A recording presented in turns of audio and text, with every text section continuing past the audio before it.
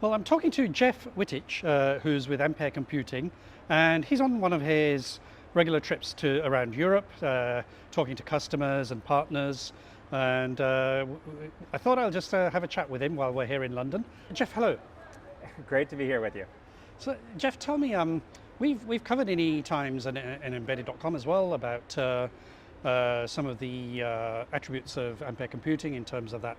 What you're delivering in terms of AI compute for power efficiency, also at cost. You recently made an announcement on your roadmap. Can you just tell us a little bit about that first before we go into a little bit more broader discussions? Yeah, no, absolutely.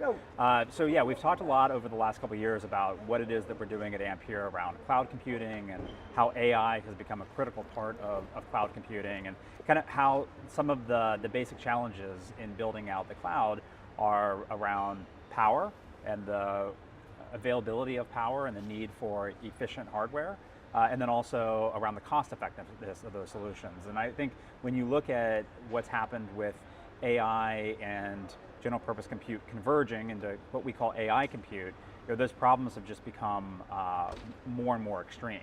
And that's why we made some announcements about how we're bringing even more capabilities into our Ampere products. We're bringing in AI acceleration directly into the SoC, so that you can get that perfect blend of general purpose compute, AI compute, all in a really efficient and cost-effective solution. And as part of your roadmap, I think you'd announced the next level, which is the Aura.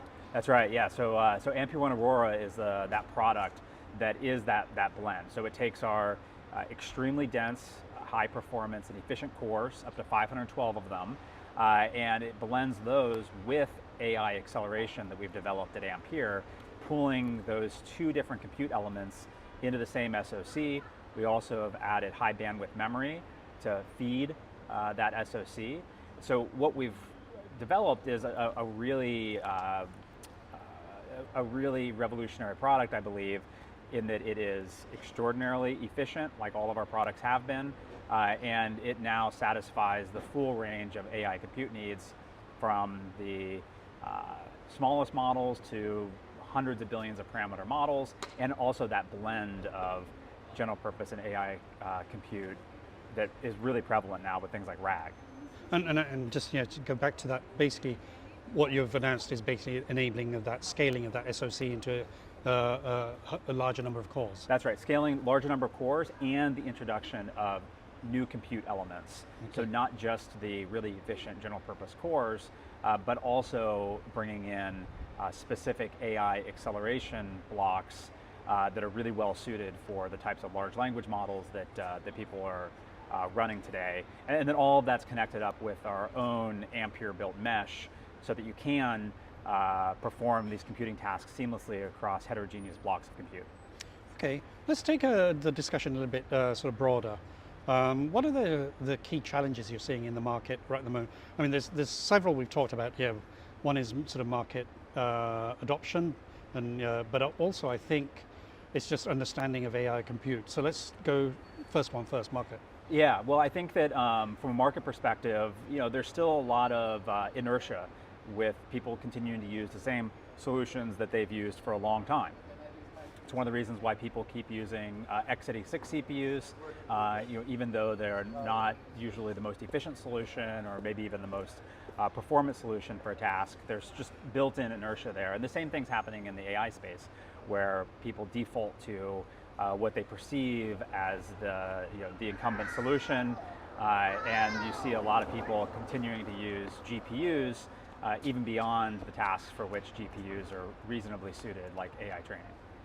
Okay, and I think we talked about, do people really sort of get the difference between the AI compute, which is what you do, and the AI inferencing, and is that kind of one of the challenges in the market as well? Yeah, that's one of the big challenges. I think first you could start with the confusion around what exactly AI consists of. The fact that there's AI training and AI inference, and there are two very different tasks. AI training is a very large task that can run across days, weeks, months, and requires a specific type of compute.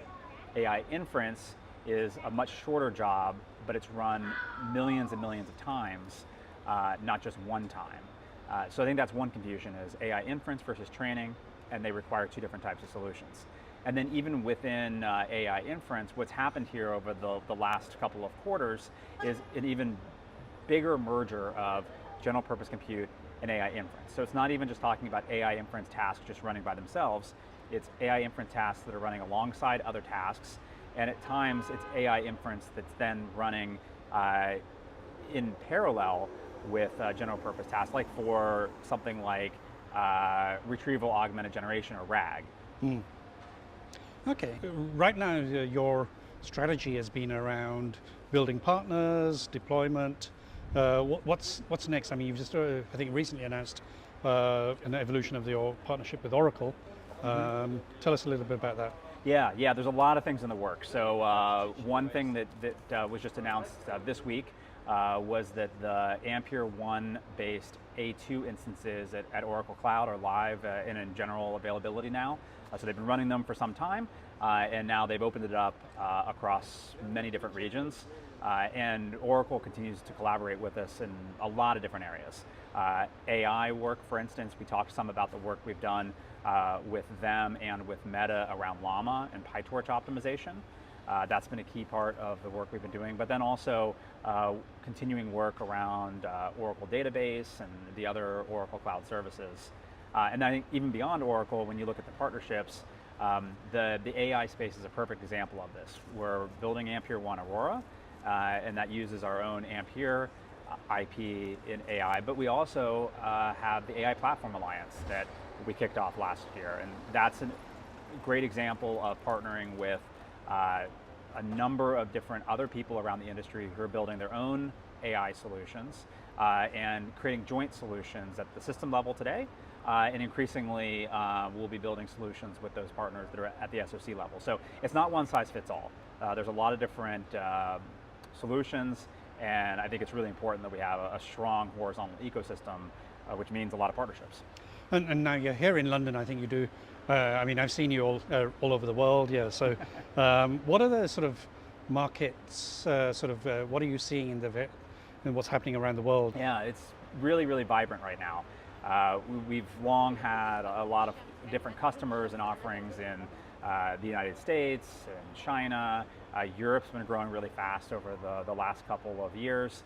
But increasingly, we're seeing a lot of new development across Asia, especially in places like India, where there's a lot of new infrastructure being built and a lot of really innovative AI solutions, services, models being built.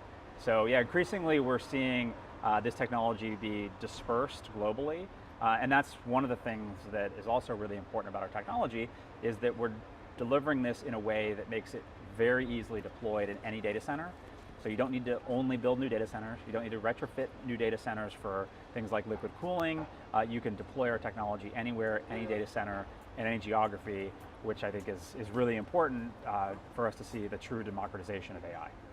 And what do we expect next from Ampere Computing? Wow, we have a very fast roadmap cadence. So I think we just announced the 512 cores, the Ampere 1 Aurora. You'll see us bring our 12 memory channel platform out here later this year. So that'll allow users to get more memory bandwidth in the current 192 core solutions that they have today. We're going to scale out to 256 cores next year. So there's still a lot to come here, even in the near term, and expect continued innovation around efficiency, compute density, and that mixture of general purpose and AI, that AI compute that the world needs, and the flexibility we need to deploy different mixes of compute in any given location or use case. Well, I'm going to ask you a left field question. You like London. What do you like about London? Oh, I love London. London's one of my favorite cities in the world.